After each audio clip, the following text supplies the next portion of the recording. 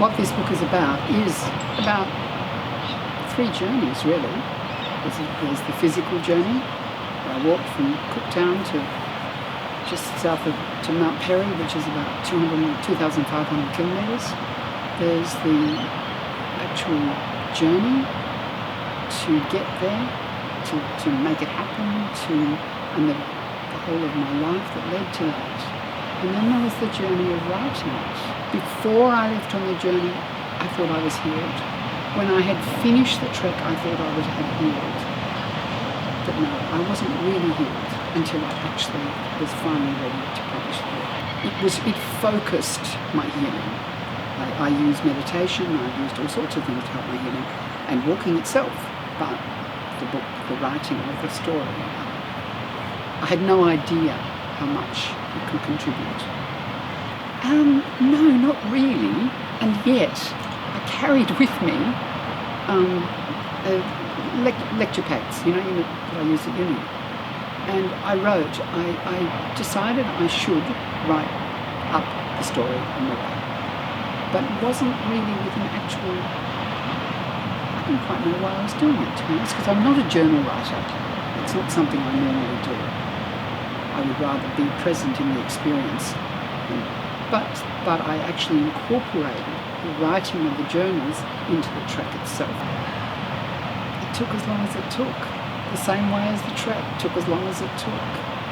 And I guess by the time I started to write, I stopped telling myself I should be able to do this. Keep on writing. I mean, I found I had a lot of writing experience. This is what I did in my work, but it was academic writing. And I really didn't know about creative writing. And I wouldn't have known until I started this process that writing a memoir is creative writing. I actually wouldn't have known that. And I learned about that along the way, and I found it exciting and fun. No, I thought by the time I started out on it, I was healed. I was done. I was ready for the world. And learned that this was just the beginning. This was actually the beginning of finding myself as a person in my own right, as someone who was not someone's wife, not someone's mother. So the Bicentennial Trail was because I'm a really bad navigator. I had years and years of bushwalking experience, but my husband was an amazing navigator, and so I could just tag along, which I just loved.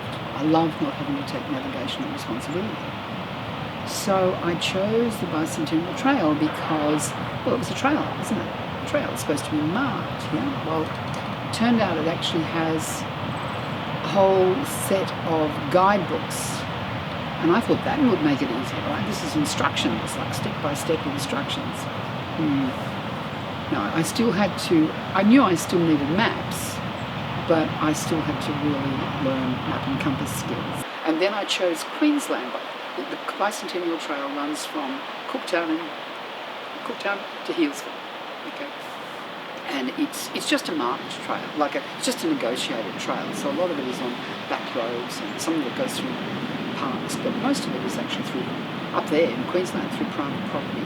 But I chose Queensland because I had bushwalked for 30 years in New South Wales and Victoria, and I figured I'd explored most of that. So I thought, well, I tried Queensland, and that's what I was doing.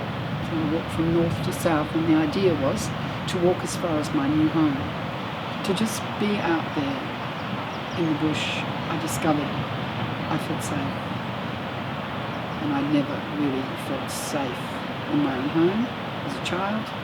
So the beauty of the bush and the challenges. I mean, I love a challenge of any sort, whether it be intellectual or physical. And now I understand myself, that I realise a lot of what I did with bushwalking was to challenge me to the absolute hilt. And it was to do with, I now understand, it was to prove to myself I could survive anything. I always get surprised when people say, aren't you scared? Well, why should I be scared? I know that my being knows that the place to be afraid is in one's own home. That's where I learned to be afraid.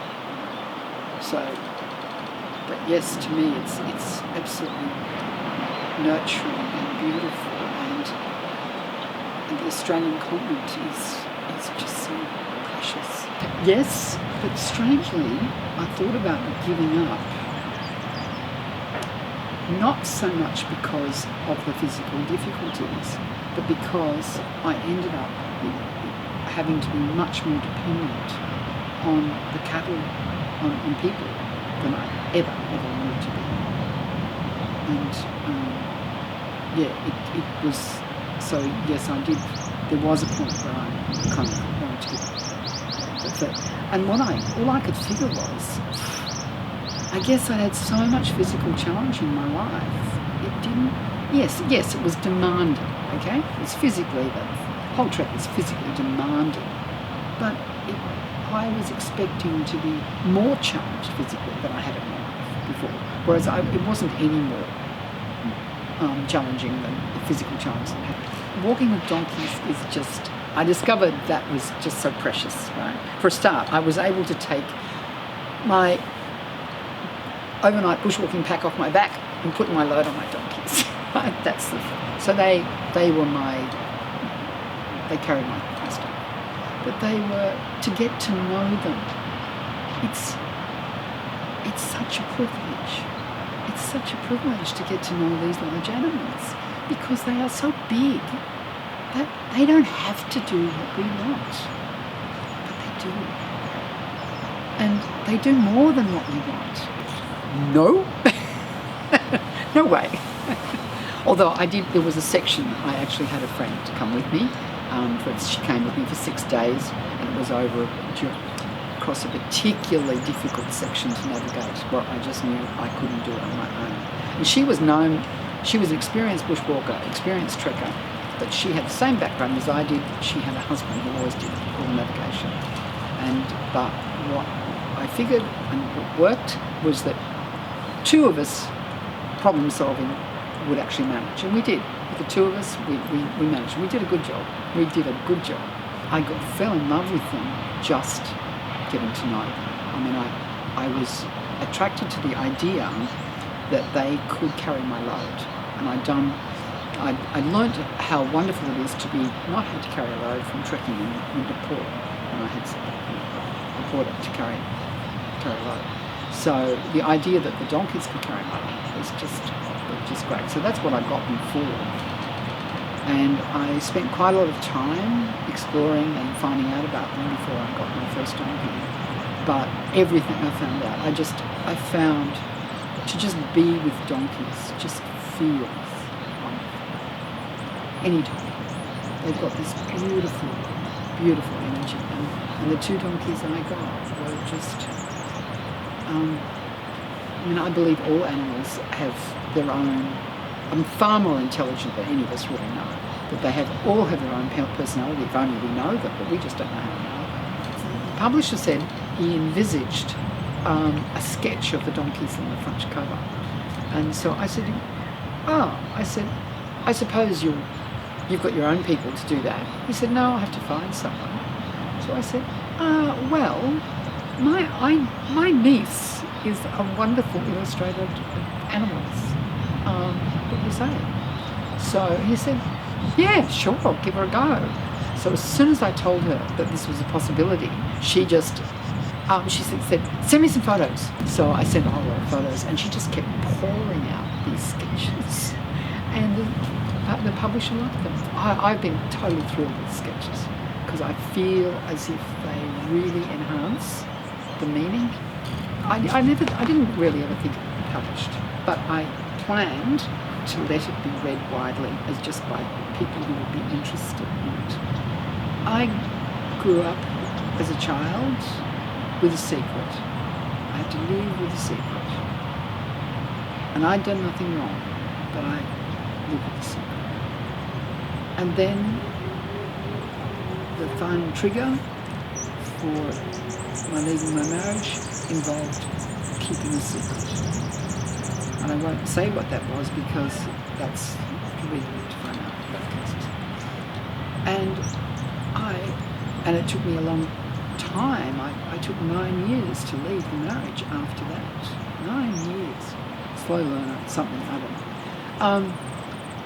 But I gradually, as I healed, through the writing, was to say, I don't want to have a secret. These awful things happen, not just in my family, but in other people's families. I'm not going to carry this and be secretive about it anymore, because having a secret involves shame.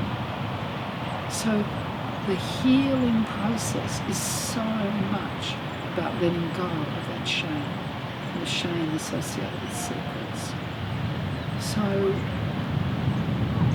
and yes, I feel a little bit nervous still, because it's out there, because a little part of me is this child who says you're not allowed to tell anybody these things. But I've told the whole world, haven't I? No, I didn't know where it was going. When I started, I wrote the story of the trek. That's what I did. And I sent the manuscript backstory to an author I knew. And he wrote back and said, this is great, it's publishable, you know. But he said, you're going to have to tell the readers why we did the trek. My answer to that was, oh, my God, that's my whole life. I said, well, get started. There were lots of things about myself I couldn't understand. And one of them was, why did I have so little sense of self at age 37 when my son died? And I could by this stage I could recognise that was a part of the problem. There was no me except as a mother and a wife. I'd actually signed the contract for publication, and I was on a meditation retreat, and I had one of these insights, these really powerful insight that one has, where everything that I'd been reading about the effect of trauma on our brain just sort of came together like an explosion to understand that was why I had no sense of self, and explained just about almost every decision, every behaviour for most of my life, and it was profound. I talked about it to my daughter, and she said, you know, what about asking the publisher if you could actually add this to the story? So I did it. And once again, even though I thought I was really clear writing it became so clear. And it's like, okay, finally, I can